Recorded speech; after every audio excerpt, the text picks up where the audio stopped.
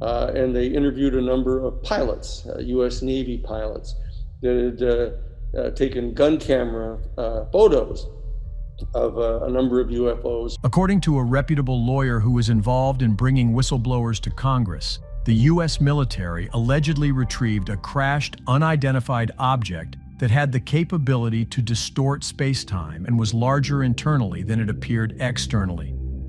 Daniel Sheehan claims that he was informed about an astonishing story by a knowledgeable source who purportedly participated in a covert program dedicated to recovering crashed advanced spacecraft. This individual has allegedly briefed the staff of the Senate Intelligence Committee. The attorney's account is the most recent addition to a series of astounding assertions this week about unidentified objects in the possession of the government. This sequence began with a public interview featuring David Grush, a former high-ranking officer in Air Force intelligence, who claimed that the U.S. government has multiple crashed vehicles of advanced origin. The Department of Defense has come forward and said that they have not found any credible evidence to substantiate the claims made. Sheehan has been assisting individuals like Grush in coming forward to Congress in an effort to reveal what he perceives as a government lie to hide encounters with beings from outer space. The lawyer informed news outlets that he was told about a particular incident of recovery by someone who claimed to have insider knowledge of a crash retrieval program. This incident involved a partially buried 30-foot saucer with extraordinary characteristics. According to Sheehan, they made an attempt to attach a bulldozer to the object in order to remove it. Surprisingly, when they pulled, the object came out in a triangular shape resembling a piece of pie, almost as if it was intentionally designed that way. As soon as it became dislodged by a few feet, they promptly halted their actions. Their intention was to avoid compromising the structural soundness of the apparatus. During the exploration, an individual entered the structure and was astounded by its vastness, which was comparable to that of a football stadium. The individual experienced feelings of unease and nausea due to the disorienting nature of the immense interior space. The dimensions of the object were comparable to that of a football stadium, but its external diameter measured only around 30 feet. According to Sheehan, the presence of warped dimensions extends beyond just space around the spacecraft. According to knowledgeable physicists, it is theoretically possible to manipulate space-time around an advanced spacecraft in order to counteract the force of gravity. However, Sheehan refused to provide additional information, such as the specific location and date of the incident, and stated that he was unable to present evidence to substantiate the allegations. The absence of specific information, records, and visuals is causing skeptics to disregard the accounts of an advanced spacecraft stored within covert government initiatives, considering them as mere fictional narratives. Military intelligence experts who have expressed their endorsement for Grouch since he made his public revelation emphasize that he has exposed himself to significant danger if he is being untruthful, as all his assertions have been formally submitted to the Inspector Generals of the Department of Defense and the intelligence community under the threat of legal consequences for perjury. According to knowledgeable sources in the intelligence community, there is credible and verifiable evidence suggesting that the government or military contractors possess a minimum of 12 unidentified objects. According to Public's report, they sourced information from individuals who also provided information to Grouch during the briefing. According to an individual claiming to be a whistleblower, it is reported that every 5 years there are 1 or 2 unidentified crafts that are either recovered from landings, captured, or involved in crashes.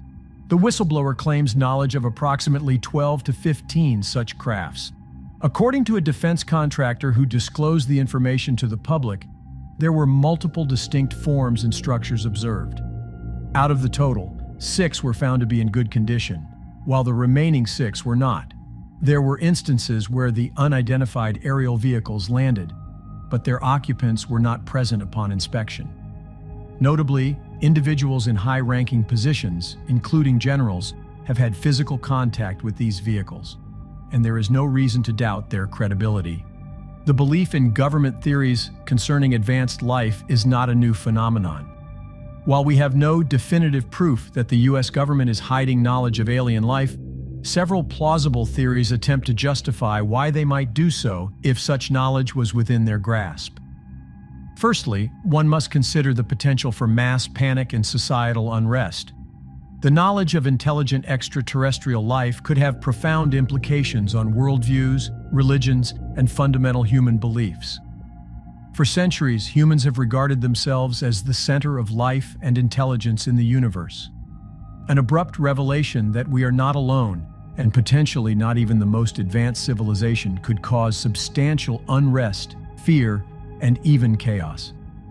This potential disruption of societal norms and peace may be deemed too risky by the government, leading them to maintain secrecy. Secondly, there may be national security concerns associated with the disclosure of extraterrestrial existence. If the US government were in possession of alien technology, or was engaged in communication or cooperation with advanced beings, publicizing this information could risk national security. Other nations may seek to obtain this technology or knowledge, leading to a new kind of arms race or heightened global tension. Furthermore, the revelation that the government is incapable of defending its citizens against technologically superior beings could create fear and undermine the government's authority. Thirdly, the government might be worried about the effect of such a revelation on the economy.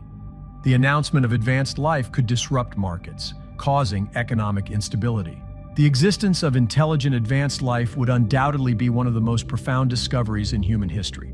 While its immediate impact on fields such as science and philosophy is apparent, it also poses intriguing implications for the realm of religion.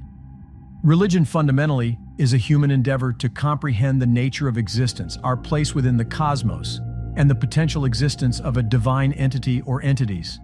The discovery of advanced life would challenge and expand these interpretations in significant ways, forcing us to reassess our understanding of divinity, creation, and the purpose of human life. Firstly, the impact on religions would largely depend on their doctrinal flexibility. Many religions have a geocentric focus, with humanity considered the pinnacle of creation. Advanced extraterrestrial life forms could disrupt these beliefs, questioning our central place in the cosmos. However, religions with a more fluid interpretation of their texts and an openness to reinterpretation might adapt more easily. Secondly, the discovery could promote a more universal understanding of spirituality and the divine. Instead of perceiving God or gods as exclusive to humanity, the presence of other intelligent life might instigate a more inclusive, cosmic interpretation of divinity.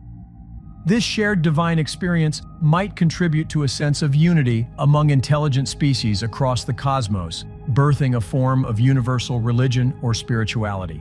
Moreover, the discovery might motivate religious communities to revisit, reinterpret, and renew their doctrines. Texts that refer to heavens, other worlds, or beings from the sky might be interpreted in light of extraterrestrial existence. This could result in a broadening of religious thought, spawning new theological studies and philosophies. However, it's also possible that the discovery of advanced extraterrestrial life might catalyze a crisis of faith for some believers. Individuals might question their religious convictions, particularly if their beliefs are rigidly anthropocentric, or if they perceive the existence of advanced life as incompatible with their religious texts or doctrines.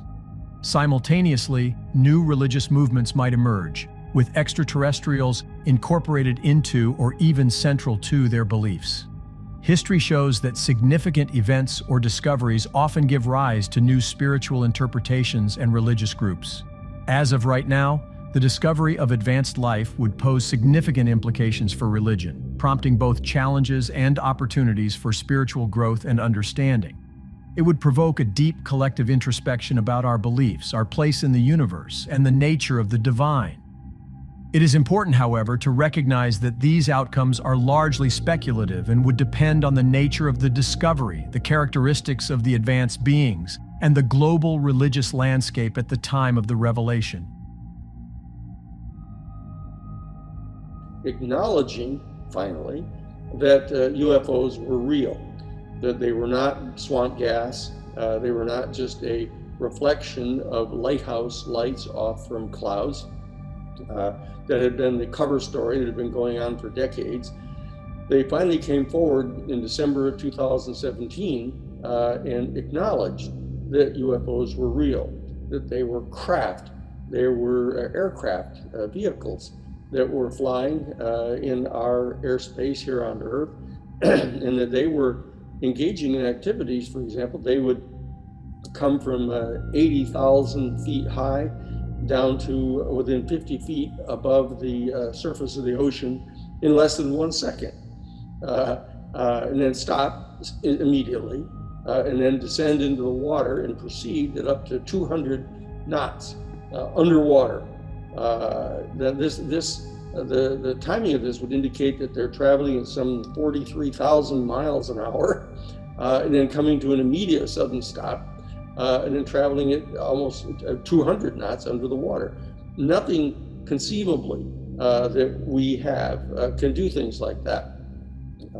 When I say we, I'm referring to our human species, not just the United States, but Russia, China, India, any of the other advanced technological countries on our planet, because these vehicles have in fact been tracked at faster speeds than the 43,000 miles an hour.